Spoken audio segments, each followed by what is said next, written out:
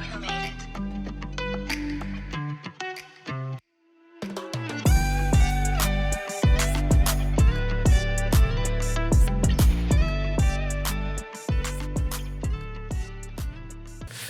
Hello, everyone. Welcome to the second part of our offensive breakdown of the NFL Combine. I'm your host, Nature Erdman. This is my co-host for the day, Steven the Glove Glover himself. And let's get into the quarterbacks and wide receivers. If you didn't already catch the first episode, we went through every other offensive position group. We felt like wide receivers really needed a little bit more time to break down and go over. There's so much to talk about with them. We already ran 45 minutes on the first episode, so we figured, hey, let's go ahead and make this a two-parter and give everybody the proper time that they deserve here. We're going to run through quarterbacks first real fast because it's something worth touching on. Obviously, it's not relevant for our team, but it is relevant for how the draft falls. And then we're going to start breaking down some wide receivers because this class is crazy and they're deep, man. There's a lot of receivers to like. So yeah, without further ado, let's break down some quarterbacks. I mean, we can start with number one. The consensus number one. Start with Caleb Williams. Because I think this is where most of our conversation is going to come from. Mm-hmm. Caleb Williams, if I have one thing to say to you, young man, just aged myself, put your head down and work, man. Be humble. USC, after winning your Heisman, I thought you'd want to go out there and win your second one, and I didn't see that fight in you. I hope that that's not true and the Bears take you at number one and you prove the world wrong, but you got to figure it out. I do think that you are the number one when it comes down to this dynamic in terms of what the QB situation looks like as a whole. I do think you can be a generational talent. I do think you have some of those tools like Patrick Mahomes where they got you as a comp, which I think should be something you should strive for or excel at, but you're a long way away from being the GOAT. So trying to ask for a stake in an NFL team, just put your head down and go. Bypassing your rookie contract and in the CBA, like it just, there's a lot of, and like I know his dad's heavily involved. I know that plays into this, and he doesn't have an agent, so he's involved in it. But even like, I appreciated seeing his personality. I appreciated seeing him just take it as a person as the combine, but there was a lot of like smirking and giggling and kind of laughing off reporters' questions that I wasn't impressed with. I think he has the mental makeup to be able to handle heavy media scrutiny, but not in the way that I would like to see it. I was off put by that. Declining the medicals, I understand that, like, I understand your reasoning for it, but it felt like the reason you did it was more so because you would be the first one to do it ever. Like, I didn't see a legitimate reason outside of being like, no, I'm that guy good enough that I'm going to decline the medicals. And when asked about it, his response was, well, not all 32 teams are going to get a chance to draft me, so why would I do medicals for all 32 teams? You're right. That's true. That's not how you need to approach it. Like, I just don't appreciate that. And like Steven said, like, you won the Heisman.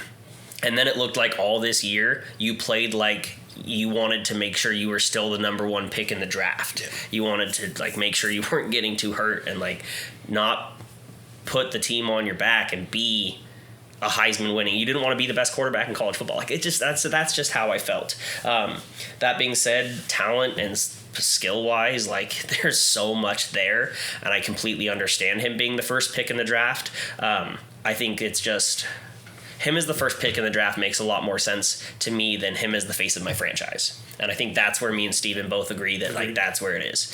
As far as the comp goes, I know that the Patrick Mahomes comp is there, and it's a lot of, like, making magic happen and body type-wise. Like, it does make sense. I see Russell Wilson. Whew. I see a lot of Russell Wilson in there. That's rad. Yeah, and, like, now let's steal. Don't get me wrong. It sounds like a bad comp right now because Russell Wilson is falling from grace. The guy won a Super Bowl. The guy went to 2. He balled out young, and he made a lot of magic happen. He was a lot of fun to watch. I think that's a fairer comp for Caleb because let's not compare him to the greatest start to a career in quarterback history, which, as much as I hate Patrick Mahomes, that's what he's had as the best start to a career as a quarterback ever. But yeah, and I just like him as a player, not in love with him as the future of my franchise. I completely agree with that. I do think, in my honest opinion, I think I got Jaden Daniels over Caleb Williams because we did see that decline. Granted, USC, you did lose a couple of your main guys. Even Jordan Addison leaving kind of hurt a little bit. And your defense was horrendous, so you're playing a certain type of football. So we understand like where that dynamic comes from in terms of what that drop off might have been from Heisman, but you kind of want to see him elevate to that point, and I do think that there is. I think there's a little bit to this NIL deal, like getting this money and not being as hungry, which is why we love college sports the way we love them, because they're not playing for the money. Yep. You're playing for the money that you're going to get, not the money you have now. Yeah. But, I mean, as a whole, I mean, Caleb Williams, I do think he can be that generational talent. I want you to prove me wrong when it comes to that. I do think the Bears take you at 1. I do think that that's the role that is happening. I do think they got a lot of capital to kind of make you look great, too, and build around you. I would love to see a competition with you and Justin Fields just so that you can get a little bit more humbled at that point, too, and then you don't have to trade him right away. Yep. Yeah, but Caleb Williams is going to be the number 1. He is. It's going to happen. Whether it's the Bears or somebody else. Exactly. I think there's a 95% chance it's the Bears taking him at 1. I think there's a 5% chance it's somebody else taking him at 1. And I just think that's how it falls. As far as Jaden Daniels goes, I like him as a prospect. I see a lot of skill. Like his deep ball is very underrated. Yep.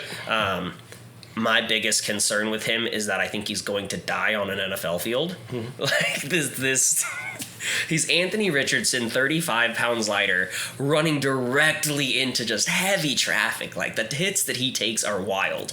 And so if he figures that out and he learns to slide and he learns to throw the ball away instead of like, I can make the magic happen, I think he's got a better NFL future. I really worry about injury with him. And like, if that's what I'm concerned about in your game, you've got good game.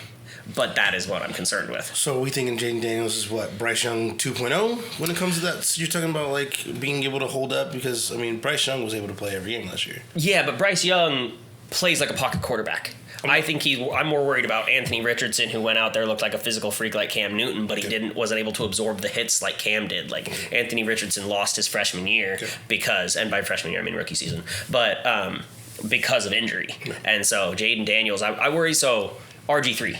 That's what I was going to say. So that's where I go with that. He couldn't get down and couldn't get out of bounds. If you need help, talk to Sean Alexander in 2005. Yep. He'll help you get out of bounds and get down all day. All day long. But with that being said, I think Jaden Daniels, I do think his D-ball's completely underrated. I think 77% completion. I do think that as much as I wanted Michael Penix to win the Heisman because he did have more passing yards, but I think the rushing yards is what got Jaden Daniels ultimately the Heisman. But when the team needed something, he gave it to him. Yeah, absolutely. And Caleb Williams definitely had that at times. I mean, not as much this last season, but Jaden Daniels had it all this season. Yes, you had Brian Thomas Jr., but he wasn't there last year. Or he was there last year and didn't do it last year. No. And then Malik Neighbors just shined. Like I said, Malik Neighbors is a stud. He's a star. But like you have to hit him. 1 year.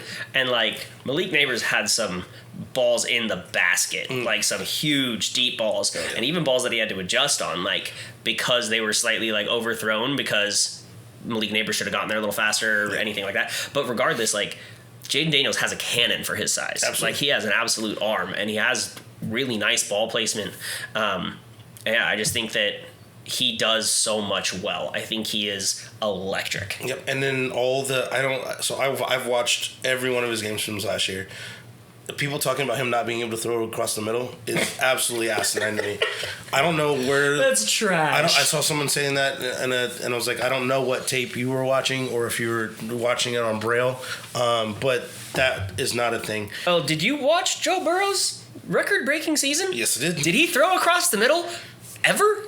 Like, didn't have to. Didn't have to. They are X's and Y's. Yeah. Like, that's what their team is. And Brian Thomas Jr. and Malik Neighbors, like, when you have open outside receivers, you throw it to open outside receivers. Like, that is how LSU plays. Like, that's an asinine argument. Yeah, and I'm like, okay, there's no way. I think Jaden Daniels can, depending on where he weighs at his pro day, can put himself in the category and make it really interesting for the Bears. Absolutely. They're definitely making it interesting at two because I think Drake May definitely his first season at UNC, the way he ran the ball, the way he threw the ball, I think he definitely has the arm.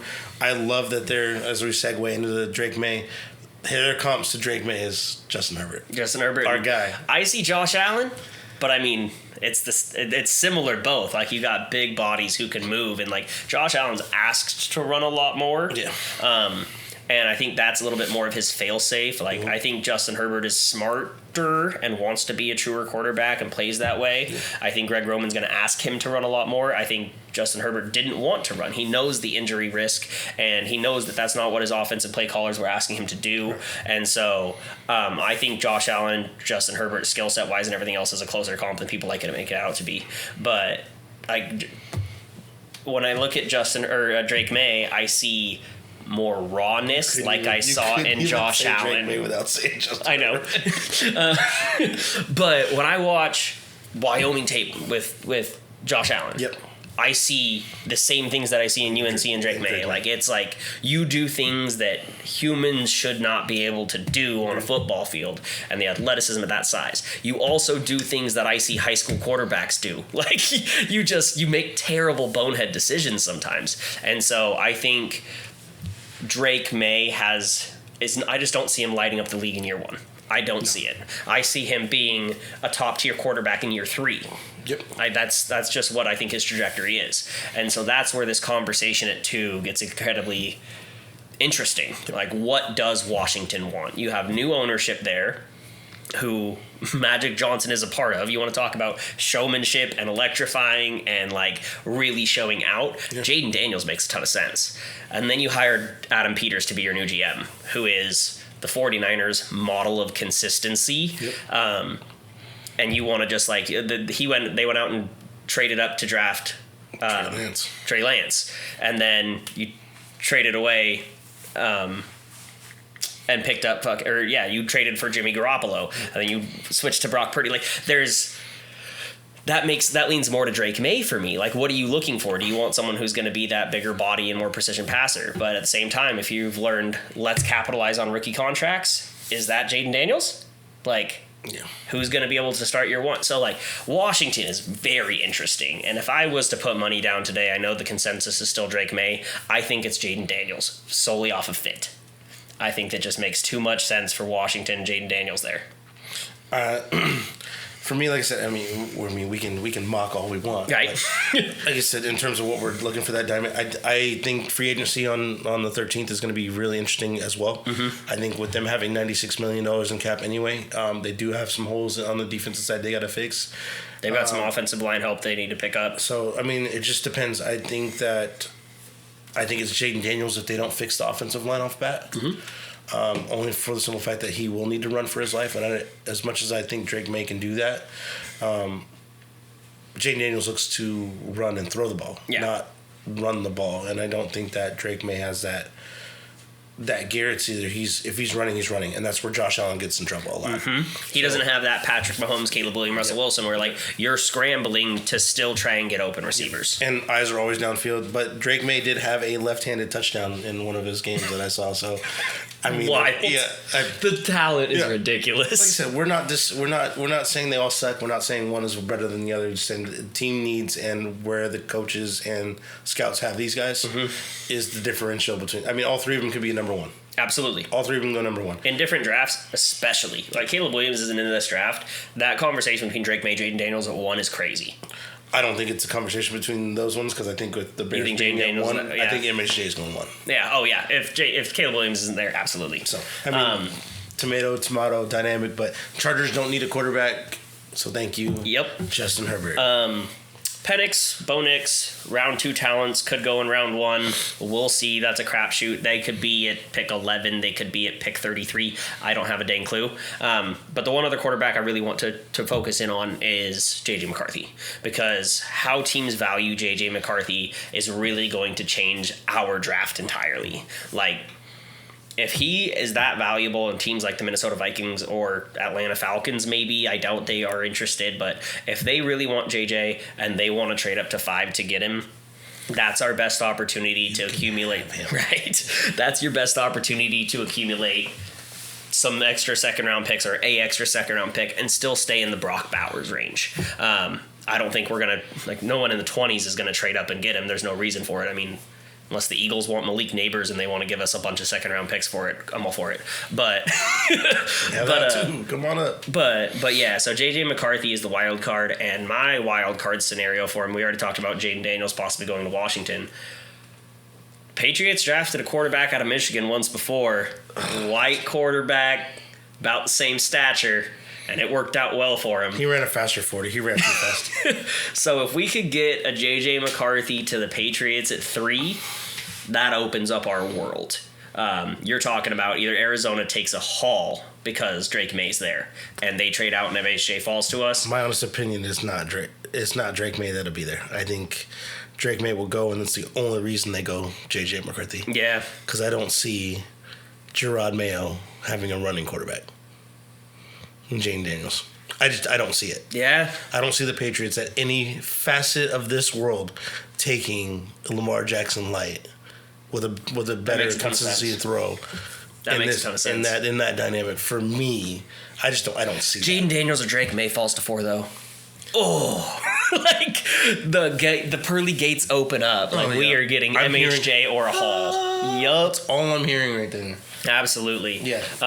It's really interesting. I think J.J. McCarthy is somewhere between Mac Jones and Joe Burrow, and I don't have a damn clue where. That's a really big spectrum. So, like, that's the thing with JJ is we just have no clue where he falls. I mean, at the underwear games, he did throw really well. He did have a 60-yard bomb that hit a receiver in the hands, and it was beautiful. He did throw the second fastest football, which I don't know how relevant that is, nor do I care. Yep. But he threw a 61-mile-an-hour fucking football. He's hucking it. Like, that is a... So, I mean, what does that look like in terms of transit? Like, he can throw hard. He can throw. He did hit some throws. He can run the ball. So, there's a different dynamic being able to move in and out of the pocket. He can throw when he needs to. I mean, what scares me about J.J. McCarthy, and I'm not really worried about it because I was hoping we didn't draft him in the second round just to have a backup. Yeah, ain't no way. He's going to be a starter for somebody. But... I mean, throwing for 682 yards in the last 6 games to win a national championship, and then they run the ball 32 times. Yes, I get it. You guys had that game, but running the ball 32 times straight either tells me that you don't believe in his arm or you do believe in his arm enough that you don't want to show us his arm. If someone's going to make that gamble, I'm happy it's the Patriots because I would love to laugh at them for the next 6 years. Yep.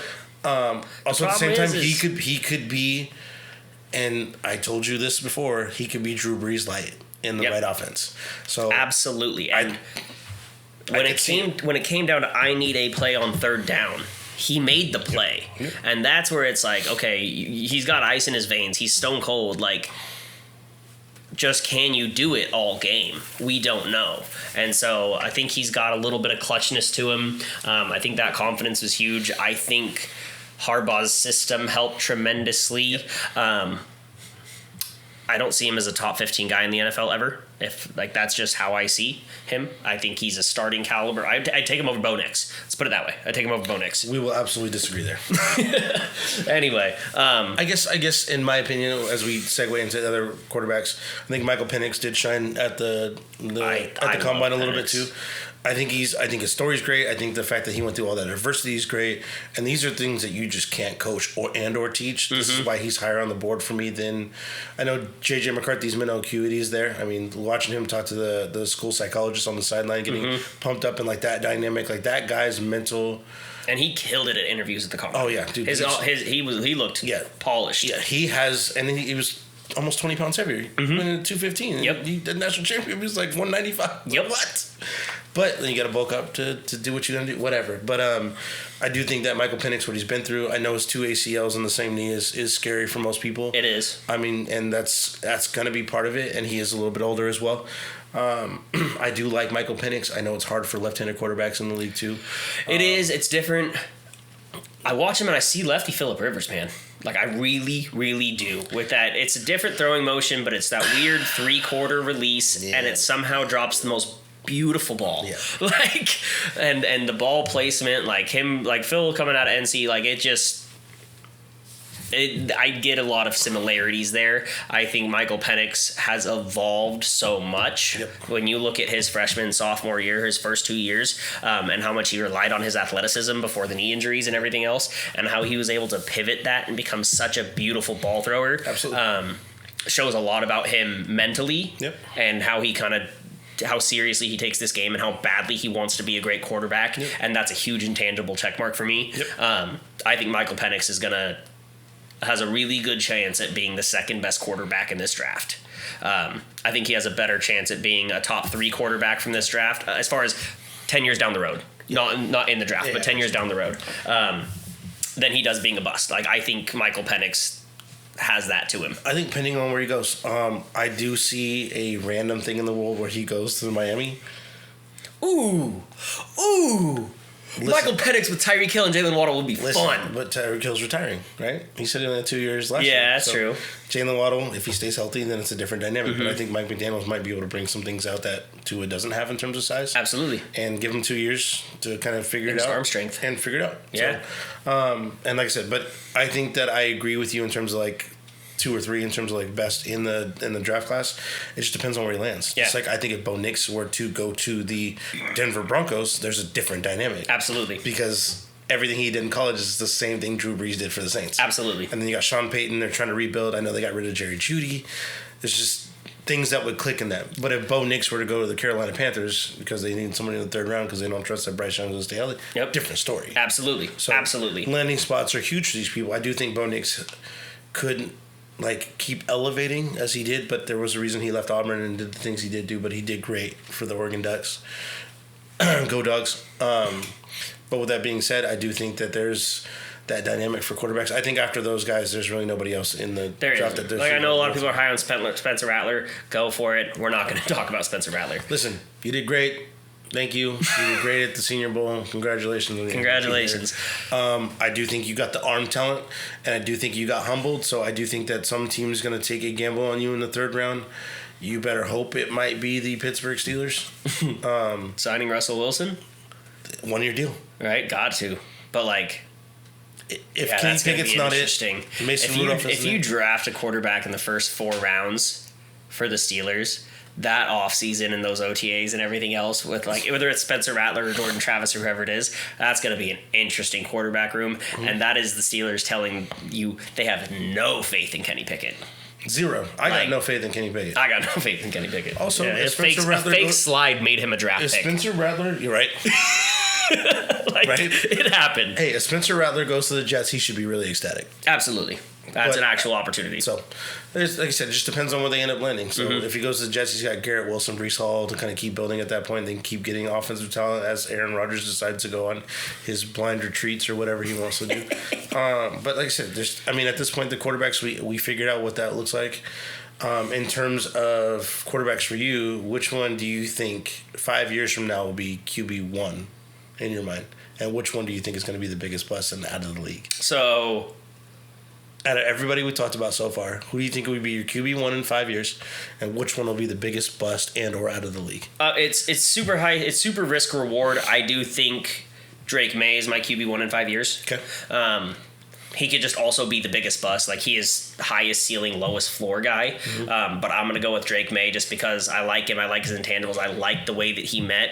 When I listened to his interviews and closed my eyes, I heard Justin Herbert. It sounds the same. He's been working with Phillip Rivers. Yeah. So I like Drake May, and I think long term he's a good prospect. If you said 3 years from now, I'd probably say Caleb Williams is my guy. But 5 years from now, I think it's Drake May. Biggest bust. I'm going to go with Bo Nix.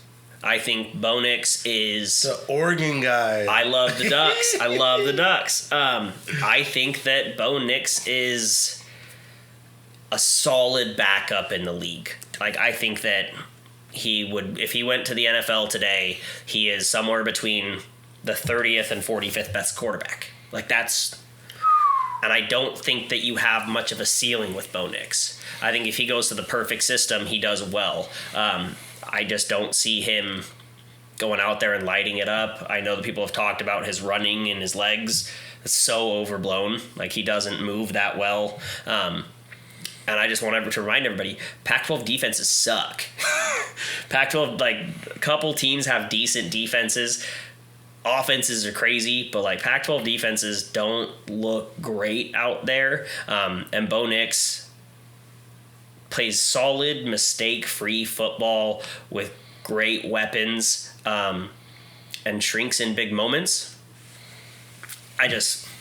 He's my biggest bust. Oh, sleeper pick, Jordan Travis. Love Jordan Travis.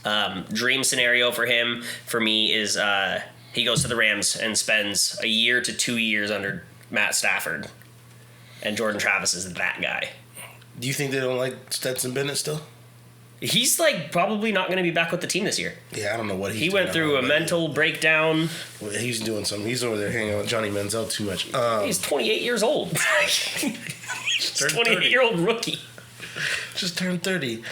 Yeah, so if I had the like emoji or sound to make my head just do this, because in 5 years, I think, depending, and this is where I got him going, either Minnesota Vikings or the Denver Broncos, but I think Bo Nix will be number 1 in 5 years. Really? Because of the Huskies fan has faith in Nix, I know. and the Ducks fan doesn't. I can't believe I just did that. So I will counter it to you. Yes, the Pac-12 has been getting better, and I think we just had the best overall in probably the last 20 years in terms of the Pac-12. Yeah, Pac-12 is great this year. Utah, that we've always been playing. Colorado has been great. Oregon State's defense was good this year. They were solid. UW, like we got first rounders all across. We always got corners. So even when you're looking at everything as a dynamic, like what he was able to do in different games, and even when he played UW, he shined in those moments. You said he did shy away. That's what we had a problem with Justin Herbert early on. If he gets the right coach, Sean Payton. Yep. We could see that shine. If he's not the focal point, like if he's in a well-balanced offense, then what happens with Minnesota Vikings? What happens if he sits behind Kirk Cousins and he goes back there? And he's the backup until Kirk Cousins on a 1 with Bo Nix going there is a fun idea.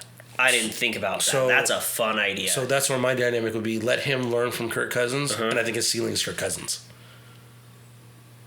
So seeing that dynamic, accurate, short term, middle tier, I think is deep ball is underrated.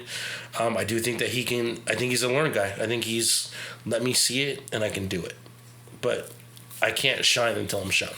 Yeah, and you can see that he didn't have that at Auburn. He was a more of a runner, and then he.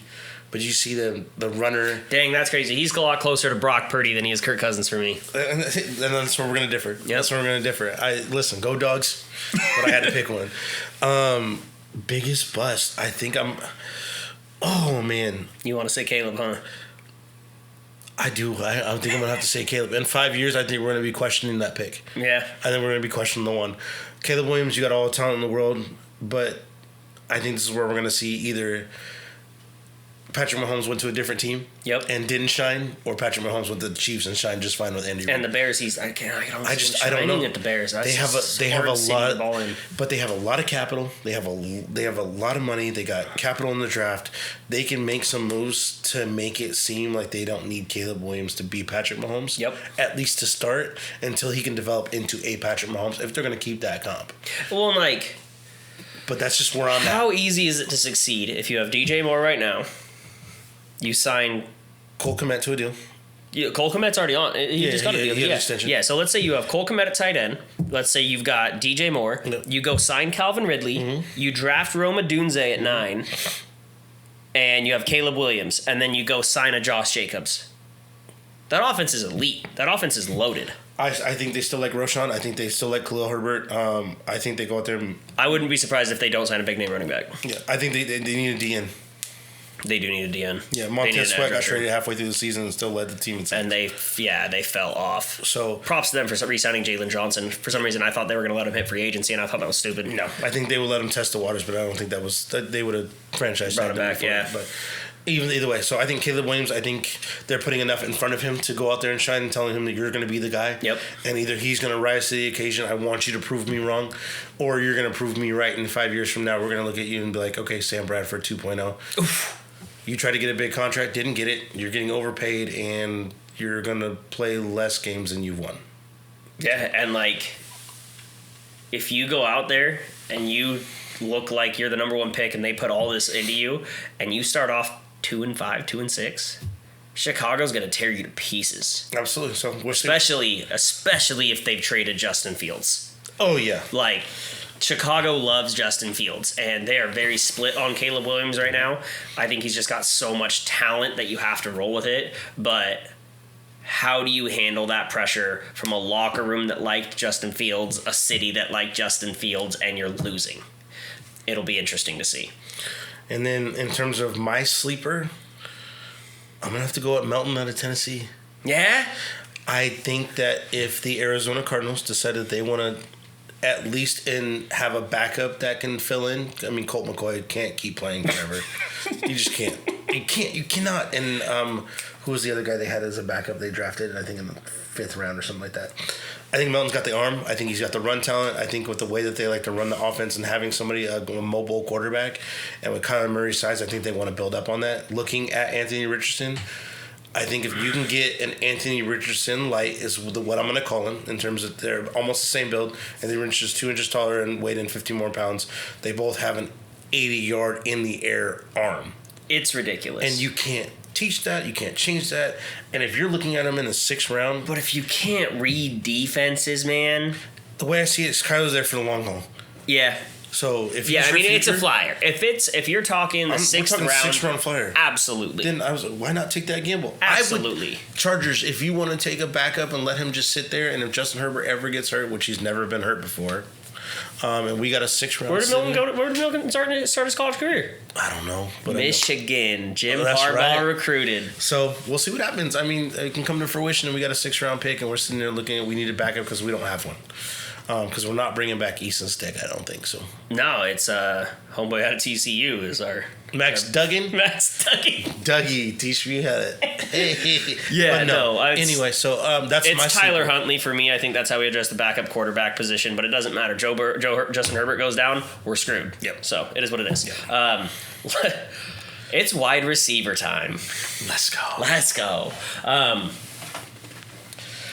Yeah.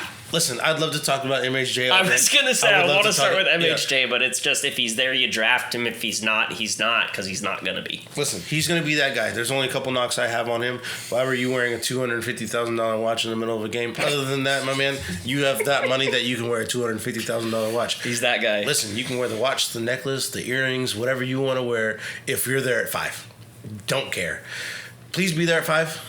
I don't think you're going to be there at 5. You got no choice to be there at 5. If you are, we will absolutely take you. Sprint to the podium. That is going to be the longest 10 minutes of my life, is the 4th pick overall in the NFL draft. We're going to be together, and we're going to be just sitting there anxiously waiting for what that 4th pick is. Yeah, so MHJ is the guy. He definitely showed that.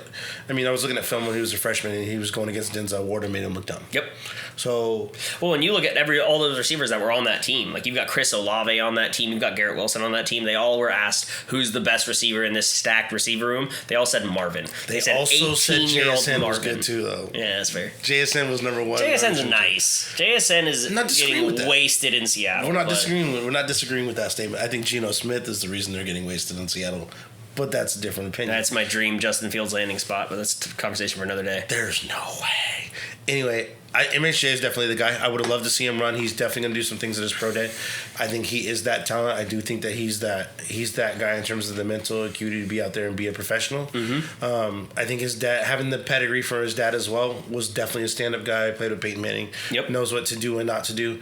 I think he's playing it smart. It's definitely a different world now with these young guys going to the combine and not going. Why go out there and get hurt if you already know you're the number 1 guy anyway? Absolutely. So you're number 1 on a lot of people's boards. You're going to stay number 1. I think there's no discussion on whether you're number 1 or number 2 because you're just number 1. There is a close second to you, but he's definitely second, and we're going to go with Malik Neighbors. Yeah, absolutely. One thing about Marvin I do want to comment on is I would not be surprised if he has a slight learning curve and Malik Neighbors is the better receiver in year 1 just because of their game and how they play. I think Marvin could take a little bit longer to acclimate, but I heard the saying the other day that he's a statue builder. That's the prospect that he is he is someone that you could end up with a statue outside of your stadium, and it's right. Like, he has that high-end Megatron level capability. Will he live up to that? We don't know. But he's got everything stacked with him to live up to. He does. And fun thing to note, who threw Marvin Harrison Sr. his first touchdown pass ever? Jim Harbaugh. Yes. Why do you keep tying all that back to me? I know this is a Chargers podcast. Because Jim Harbaugh has somehow been everywhere. Is he the Kevin Bacon? He is the NFL right now? Jim Harbaugh, He's I'm sorry, man, omnipresent. you are the Kevin Bacon of Of the NFL, Thank bro. you so much. You either recruited him, played with him, threw him a touchdown or something, bro. Yeah, You're at least had him everywhere. for dinner at some point. But let's go Malik Neighbors. I love Malik Neighbors, love bro. Malik Neighbors. I love his game, man. Everything about him. Like, I know a lot of people comp him to Jamar Chase. I think LSU has a lot to do with it. I think he's a better prospect than Jamar Chase. And maybe if Jamar played that last COVID year,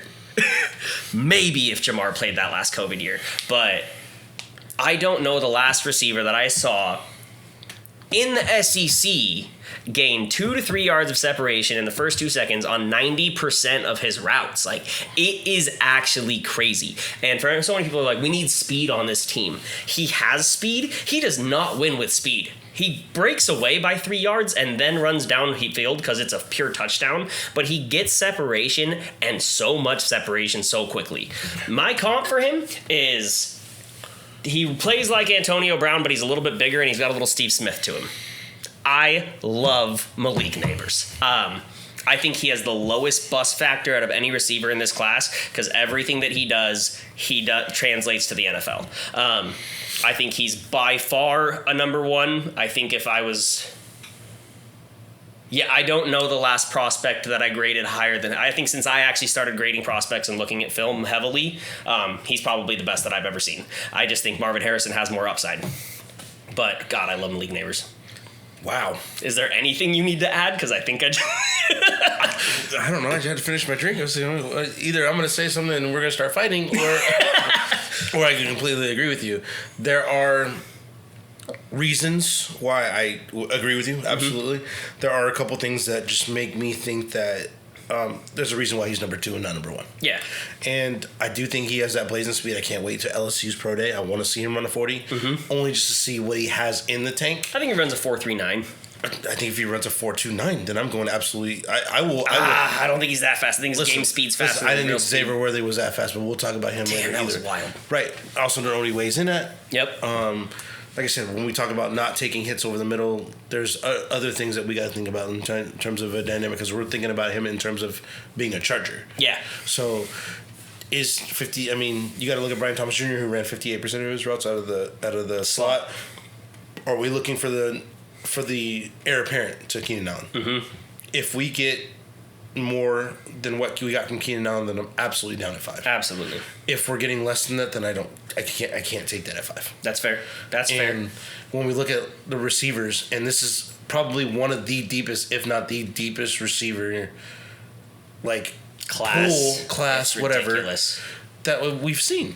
Yep. Like we can, the 1 and 2 is so close, but then when we look at the other ones, are like between 3 and 16, those are just as close. Yep. And the only thing we're talking about is hand size. Or whether you ran the gauntlet drill fast enough, which we're going to touch on other receivers that you do love.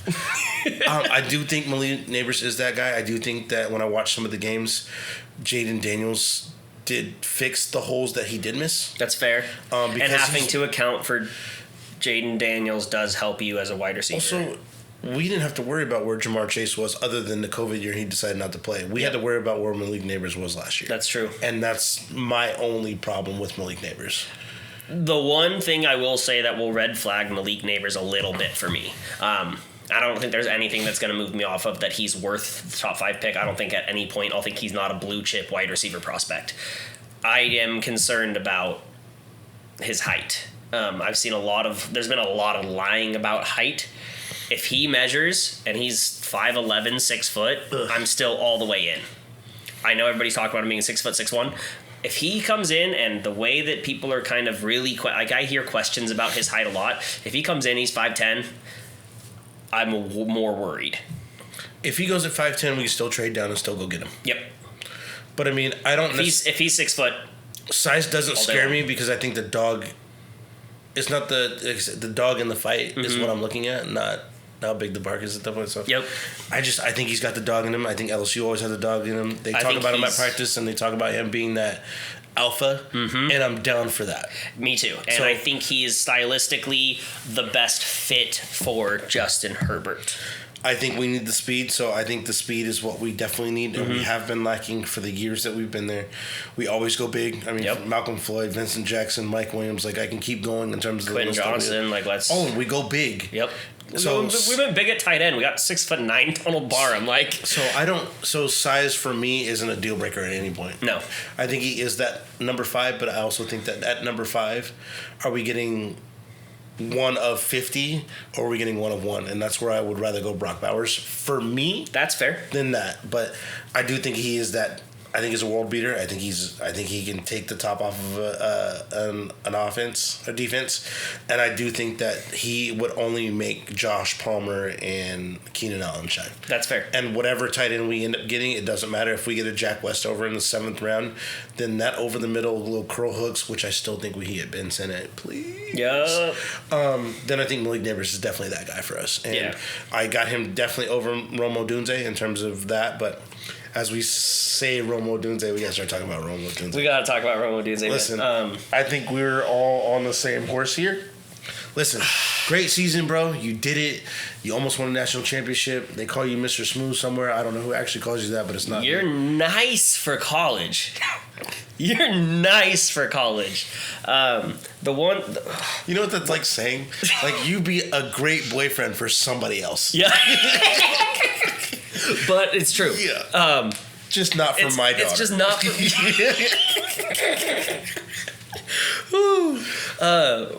Romo Dunze has the most ridiculous talent I've ever seen as a wide receiver, which is having the latest hands I've ever seen. This man has the ball in his reach, and his hands are still in his pockets. And then he gets his hands up and makes that catch. I saw so many incredible plays that were just like in the bucket from Michael Penix, and the corner is just bodied up on Odunze. Back to the ball, and Odunze pulls up at the last second and makes that catch, and it was highlight reel, and it was magical, and it was incredible to watch. In the NFL, you're not going to have corners with their backs to the ball on every single throw. And you're not going to get away with not getting any separation. Yeah. Romo Dunze there's a lot of games that he had a lot of people in his pocket, and if you have a corner in your pocket in college, that they only get bigger, faster, stronger, and smarter in the NFL. I do applaud you. Like, you are a freak of an athlete. I think you definitely got the drive. But the thing that alarmed me the most in the national championship is that you were open on plays and your quarterback didn't believe in you at that point. So I don't know. You were looking at McMillan a lot. Yes, you were. And for me, a quarterback goes with who we trust the most. And if your quarterback through the whole season, you guys are going to the national championship and getting there, I get it. You guys have that dynamic. But there's been a lot of games that you had 3 catches for 100 and something yards. Yep. Or you had 2 catches, and there was a huge strength. You had a 4-game stretch when you played Utah, USC, that you only had 3 or 4 catches. Yep. And even then, when you played USC, you had 5 catches for 82 yards, but 47 yards a yak. So I do think you were consistent, but then they got to the point where there were some instances where you weren't trusted, and that's a red flag for me in terms of like what you can do moving forward. Do I think you could be great? Absolutely. I see you as a Keenan Allen light if you can put it all together. Absolutely. And that's great. I think he's a quality NFL starter. Yes. Just not at the wide receiver 1 position. I don't see him taking over a game, and I definitely don't see him being a top 5 pick. I don't see him being a blue chip caliber player.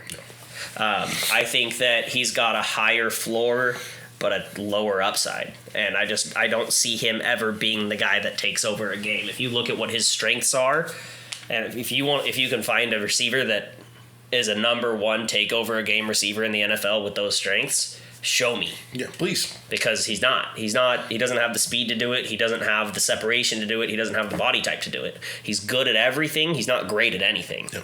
And so I see him being a legitimate wide receiver too. I think he's a thicker Devonta Smith with slightly worse routes. Devonta Smith had a little bit more speed to him too. Right? That's true. Yeah, that's where we fall on Odunze. I think that sums it up well. Like the player, don't like the price. Yeah. That's all it comes down to. I got a comp for him, but I'm going to remember it later, and I'll come back to that. Who's your wide receiver 4? Oof. That's rough. when you look at 4, because the dynamic from 4 to everything else, Xavier Worthy just moved himself up too. Ooh. Okay. I unfortunately, as much as I'm gonna absolutely hate to say this, I might actually have to say Ladd McConkey. No. Okay, what do you like about Ladd? Smooth in his routes. Granted, Georgia didn't have to throw the ball as much as they needed to. And that's great for a team guy. And you never heard him complain. Didn't say, get me the ball. He was always a team guy first, which is the same thing with Brock Bowers. Team guy first. Georgia didn't need to throw the ball. So when you look at targets and production, you say film matters, it does. Also, what he did at the fucking underwear Olympics. Yep. He ran well. He ran a faster 40 than I thought he was going to run. That second run was a 4.40. Yep. I think he's definitely in that 4.3 range. It's just, he's not used to being in that 3-point stance. Fine. But also, when you look at it as a whole, he ran the gauntlet drill well. He catches the ball well. He looks smooth. He looks confident. He does look smooth. My problem is the yards after catch and getting out of the first tackle. Yep. I don't know if he has that gear, but I think if you put him in the right offense, there's a different dynamic. I think he's somebody that is needed for the Philadelphia Eagles because they are missing. They have Dallas Goedert to be in that middle of the field, but I think they need the guy who's going to do the intermediate stuff and the dirty stuff because they got A.J. Brown to go over the top. They got Devontae Smith. They can get over the top, but you got deep digs. I think they need that slot guy that can go out there and do the extra stuff because they kept throwing it to Zephus or I forgot who the third receiver was for them. Yeah. Kept throwing it. He kept getting some long touchdowns, but you need somebody to go out there and do the dirty work. So do you need a Hunter Renfrow 2.0 with a little bit more speed and better route running? He's Wes Welker, man. I see a lot of Wes Welker. Hall of Famer. Yep. So if that's what you think for Wes Welker, if you're getting a Hall of Famer, I think that's it. I think that's McConkey's range. I think he is. I don't see him being worse than Hunter Renfrow. I will say that. Like I think he's one of the safest wide receivers in this draft because I think his floor is Hunter Renfrow and his ceiling is Wes Welker. And that's the only reason he's at 4 for me. Yep. Because there's not as much of a gamble with the rest of them because we can talk about Adonai Mitchell, Xavier Worthy. See, I'm all gambles. All of my next guys are high upside, low. But everybody's low talking gamble. We're talking first round here. We're talking top 20. Even if we're looking at a fitting, like, is that something we would what move would we be willing to take if we were to trade down the 20? If the Eagles were to give us their 2 second-round picks. Oof, Brian Thomas Jr. if he's there at wide receiver 4 for me. I also think that he's too much of a body catcher for me. That's fair. That's fair, but the guy's been playing football for 4 years. His ceiling for me is DK Metcalf. And do I have time to teach him? See, I get a lot of DJ Moore for him. I got DK Metcalf. That's fair. I think you look at the build, you look at the stature, you look at, yes, he ran a 4.340, and I think DK Metcalf can run that as well. But do I see him... Damn, that's a really good comp. Do I see him running a 7-yard dig that gets the corner off him like that? No. Do I see him running a post corner and getting somebody off that's not just relevant to his speed? Because is he breaking Sauce Gardner that way? Yep. No. Nah, I think his spot, if he goes and he's like number 1 option, only guy out there, I do see him having problems. I wouldn't be surprised if he goes to like a Jacksonville and succeeds because if you got like a Christian Kirk to still be that technician, the dirt man, yeah. So I think for Brian Thomas is the 5 because I do think that he's got to show me he can go up and get the ball. But he's still your 5. He's still up there. Yeah, he's still 5. But just Ladd McConkey, what he did. I think McConkey's my 7 now. Yeah, he just jumped up for me because I do like Adonai Mitchell. I do like Xavier Worthy. Where did Troy Franklin land for you? Troy Franklin dropped down. I hated his weight at 175. He did not run as well as I thought he would run. Nope. Yes, he runs the same way in his pads. I do think he has a little bit more of a route tree.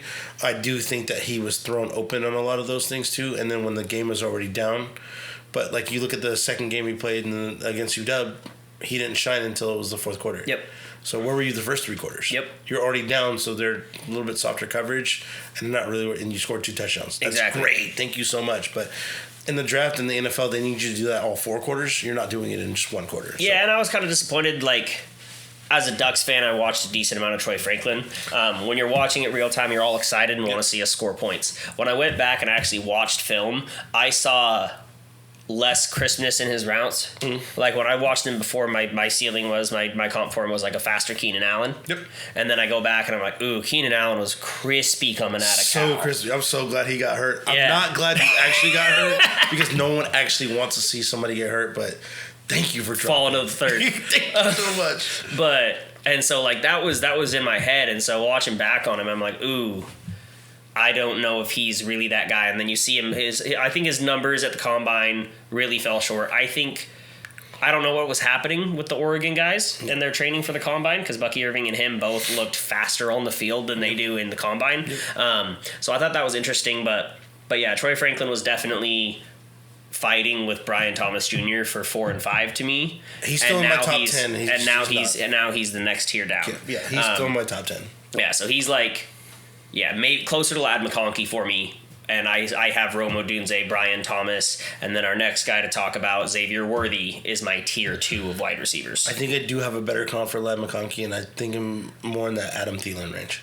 That makes sense. A thicker, stronger Adam Thielen. I like that, being able to handle a little bit more. Yeah, so that's kind of where I'm at, and I think you do need an Adam Thielen in your offense nowadays. Do you think he has Stephon Diggs' ceiling? No. Okay, cool. No, I think you already hit his ceiling with Wes Welker. Like, can he be a Hall of Famer and do all the dirty work, and he's always in the middle of the field to catch you a couple touchdowns, but he's Mr. Consistent for you.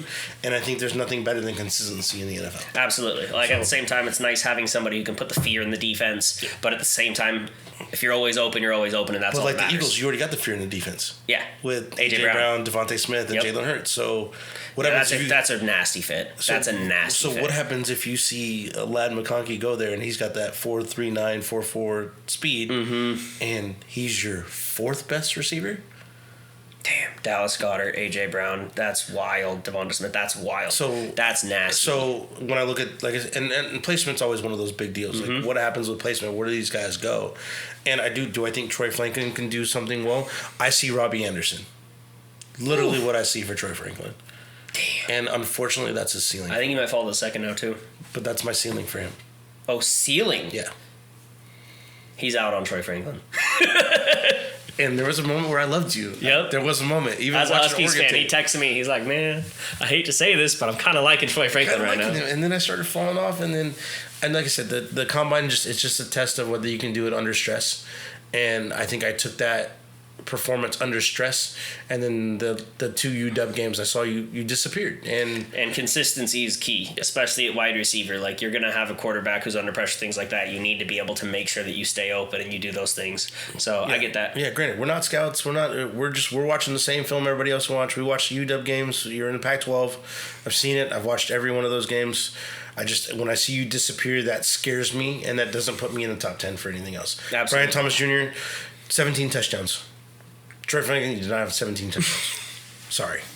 You also didn't have the Heisman Trophy winner. But Bo Nix was supposed to be a Heisman candidate this year. He was still there, but you just didn't see those numbers pop off, and everybody's still asking, Troy who? Yep. So it is what it is. Like I said, you're still in my top 10. I think you still got talent. To put up the numbers that he put up and Troy Franklin not put up eye-popping numbers is concerning. Right. So that's just where my concern went with that. So he's still in my top 10.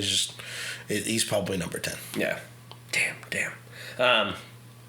Star of the Combine, Xavier Worthy. Mr. 421 himself. I like him. I like Xavier Worthy, but I'm going to let you go first because I got some things to say about Xavier Worthy. Listen, Xavier Worthy, you did yourself a service by running that 421. You ran out of the gym that day. You did great. I love what you did as a freshman. I love what you do in the bubble game. I think you are an absolute threat when it comes to taking the top off of defense. I do see some really good things with that 4.21, and your shuttle drill was unreal too. Yup.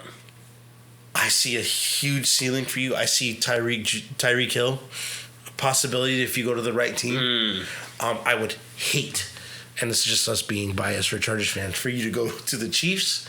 But if you go to the Chiefs, and him wanting to go there and saying, "Look at what they did with Tyreek. They could capitalize." No, die. Listen, go somewhere else. Listen, if you're not drafted in the first 31 picks, congratulations. You're a Kansas City Chief. Yeah, you're a Kansas City Chiefs. Yeah, I'm absolutely certain that's where you're going to end up going. You unreal. Your explosiveness on the field. You ran that 4.21 impacts. I'm in on you. You did move up the boards for me. I think you're probably in the 8 or 9 range. I'm a little bit worried about where your route tree is and where his route tree is going to end up being. They don't seem to groom receivers in Kansas City very well. Yeah. So I don't see it being very beneficial for you early on.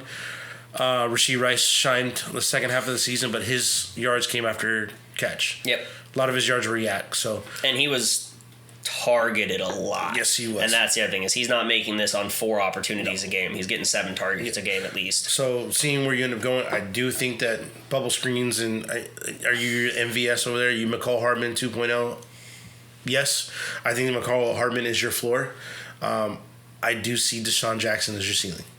So that's kind of where I'm at. Yeah. Okay. So one thing I will say about Deshaun Jackson is he didn't get as much intermediate work as I would have liked, and I think a lot of that came with the way that football was played for that Philadelphia Eagles team. Right. I think he could have been a more complete receiver than he was actually given the opportunity to do.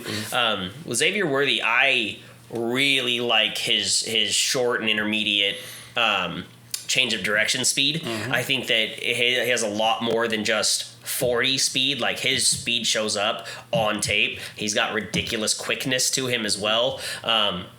And just one of the biggest indicators for success at the NFL level is freshman or early breakouts. Yep. And he broke out at 18, freshman, had 3 straight great seasons. In college football. And so when you look at like a John Ross, because I know everybody, because he broke the 40 times, immediately like, oh, he's John Ross. John Ross had a great senior season. That was it. That was it.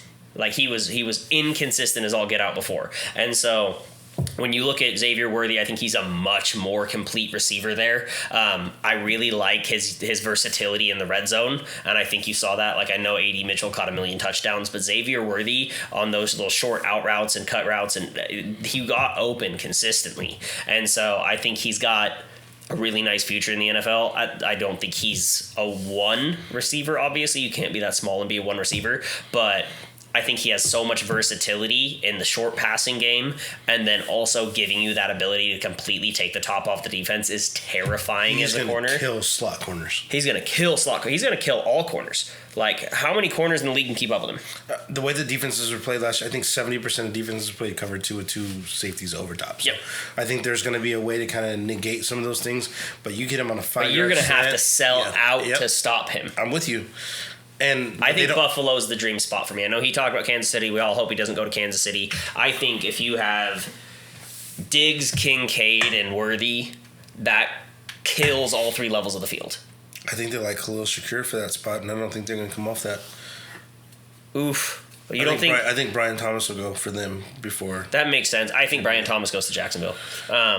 But yeah, I think Xavier Worthy is a complete prospect at wide receiver with a really specific skill set. As far as like this, he has something that he can do better than anybody else in the NFL. And I think it's going to be really cool to watch. I just really hope he's not a Kansas City Chief. That being said, he's my wide receiver 5. Yeah, I think I can agree with where you put him on your list, and that's great for you. Mm-hmm. I do think he has a lot of good things that will be there. I would love to see him go to a team where they groom receivers. Yes, I don't want to see you in Pittsburgh, but they seem to put receivers Pittsburgh just on. breeds receivers. Figured out my Romo Dunze comp. Deontay Johnson. That's really good. I was like, I knew I had I agree with that a lot. Deontay Johnson. So that's where I got a comp for him, but I do think that I agree with that a lot. Xavier Worthy is gonna be a baller for somebody. So let's go next. Just because of the comp that he just mentioned, someone that I don't like at all is Keon Coleman. Just name all 3 you don't like. Let's just hit all 3 of them right now. Let's go out of the way. We got to start chopping up some We're going to time, so disagree some here on these. Let's go. At their ADP, Keon Coleman, A.D. Mitchell, and Xavier Legette give me bust vibes. So those 3 players we're going to disagree on, and it's funny. Xavier Legette was my sleeper of the draft 2 months ago. Loved him. Started looking at advanced metrics and everything else, and I just get a weird vibe from him. Alshon Jeffrey Jr. Let's go. Xavier Legette? That's wild. So Xavier Legette's there in the 3rd. I love him. Xavier Legette at 37, I don't. A.D. Mitchell, I wouldn't touch until the 3rd round, and he's probably going to be a first-round wide receiver. If he's not, he's 33 to the Panthers because they need a big guy who's fast. It's just going to happen. They're taking Keon Coleman. Keon Coleman. Ugh. I was going to give him a really nice comp, and now I disagree with it. I don't like him at all. I think that his... Who is your comp? I don't have one anymore because I was thinking of somebody else, and I was like, I can't give him that much credit. Keon Coleman looks like the guy who shows up to football practice in freshman year of high school, has never played football once in his life, but is bigger, stronger, and faster than everybody else, and so he wins. That doesn't work at the NFL level. That's all I see with him. He's the fastest slow person I've ever seen in my life. I watch him on the football field, and he looks like he's running in slow motion, but he's beating people. That's not going to happen in the NFL. And people talk about his contested catch rate. I think he had like a bottom 10 percentile of contested catch rate. He catches like 30% of his contested catches. There's a lot of things to hate about Keon Coleman. There's still some good things that... There is. And raw talent, raw tools you could make there. I'm out on it. A.D. Mitchell I want to jump on because we disagree hard on this one. I see A.D. Mitchell as MVS with better hands, which is an NFL player, but not a first-round pick to me. I'm just going to give you 3 comps, and you can figure this out at this point. Keon Coleman, I got A.J. Brown comp. I think his ceiling can be A.J. Brown. I got if Treylon he Burks, figures it out. which is funny because they were both A.J. Brown comps. Yeah. But anyway, I got Treylon Burks. So I think that's where his ceiling is. I do think that if anybody's going to take that gamble, because I think they do need a big guy, I do think that the Jacksonville Jaguars deter from a speed guy and want to go a little bit more contested rate. And they like Keon Coleman. I think they bring him in and take him at 17 over Brian Thomas Jr. because I think he's that one-trick pony. You think he's that high? I do. I think other people are high on him that I'm not as high on him in that. Fair enough. I also think that he can't go to the Panthers at 33 because they took that gamble on Jonathan Mingo, who was still... There's still a chance he can still come out and do something. Absolutely. But he also had the worst separation rate last year. Yeah, he's looking a lot more He's like... second worst separation He's looking rate. like Nelson Aguilar right now. Worse. Nelson Aguilar. He's looking like Jalen Reagor. No. Oof. Oof. Nelson Aguilar took 7 years to do something in the NFL. Let's not forget. He still did it. Still did it. We're saying that he's going to never do it. All right, who's your A.D. Mitchell comp? A.D. Mitchell. Unfortunately, it did take him a little while. I got Stephon Diggs. A bigger Stephon Diggs? Yes. Oof. Same speed. Stephon Diggs was a stud from year one, first of all. I'm a big Stephon Diggs fan in Minnesota. Yep. Now that he's a prima donna in Buffalo, I don't like him as much. No. But they just loved Adam Thielen so much that Stephon Diggs didn't get used. So much. Okay, that's interesting. But I do think that as Stephon Diggs started growing, it kept growing, he had a one trick, but his hands were good. And they groomed him into whatever they needed him to be. And then he's shining at different points. I think high points, contested catches. It's not... You can't sit here and tell me that Stephon Diggs is a top 10 route runner. No. Yeah, he is. Stephon Diggs is a top 10 route runner. Name the other 9. What is a top 10 route runner? Yeah. Name 10, another 9 that are above him. Is he 1, 2, 3, or 4? Oh, he's probably number 6 for me. Okay, well, we'll disagree. I'm going to check on this camera. We're getting a flashing red light, ladies and gentlemen, so we're just going to make sure everything's okay here. Excuse me, during this, we have some technical difficulties, so we'll get back to you shortly. It all appears to be okay. Either way, I'm going to go grab a backup battery, be right back. Steven, talk about whoever you want to talk about. Now I'm on Xavier Legette. So Xavier Legette, to me, looks like Alshon Jeffrey, but he's got the most high point catches that I've seen with Spencer Rattler, and the way he ended up shining. But again, we have these guys that were shining, and they're doing it on 1-year deals. Adonai Mitchell played for Georgia 2 years and then went to Texas and ended up shining there. Granted, Georgia didn't really have the passing attack, but he decided to take the transfer portal and go to Texas, and then 55 catches but a bunch of touchdowns. He is a touchdown threat, which is what some teams are going to end up needing. Is that where he ends up going towards the end of the draft with Kansas City Chiefs? Maybe. But Xavier Legette, I think, didn't do as well at the Senior Bowl because he couldn't get that much separation, but the corners and the D linemen took over the draft for that one. But I do like Xavier Legette. If he were going in the later rounds, I know some people are comparing him to Deebo Samuel. I think he's a little bit faster and has better contested catches. I don't think he's as good after the catch, but that guy can go up there and get the football. I think if you get him on the right team, he can do some damage. I think I see him going to the Carolina Panthers at 33. He definitely falls out of the first round. Someone's going to take that gamble on him in the second. So Xavier Legette, to me, is just more that jump ball guy. He's Mike Williams. the way that they used him and the way they're going to use him. So, I mean, we're going to disagree with those three, but I think I got a little bit higher grades on them pertaining to where they end up fitting. But if I look at them in terms of they're nowhere near they shouldn't be first rounders to me. That's fair. The one thing I will say with going back to AD Mitchell, if I was going to be nicer and not be a hater, I would say he's closer to George Pickens. Okay. I feel like he's got George Pickens level. I think hands. that's his floor. I think that's his floor. Oof, you like him. Thank you guys for bearing with us through those technical difficulties, but we are back. Where'd we wrap up? We finished talking about basically our round 2 receivers. We finished with Troy Franklin. We did the 3. Yeah, my big 3. I call them the Suicide Squad. My big 3 bus. Yeah. The Suicide Squad. Right. The Keon Coleman, Xavier Legette, and Adonai Mitchell. AD Mitchell, man. But yeah, so that's effectively that's our round 2 guys. Like you could put a Tez Walker in there, but I see him more as a round 3 guy. Thank you all for coming today. It was a pleasure having a guest on the show today. It made it a lot of fun. And you guys will see a little bit more of him around. So thanks for coming, and these were Nature's Calls. Bolt up. Hell yeah.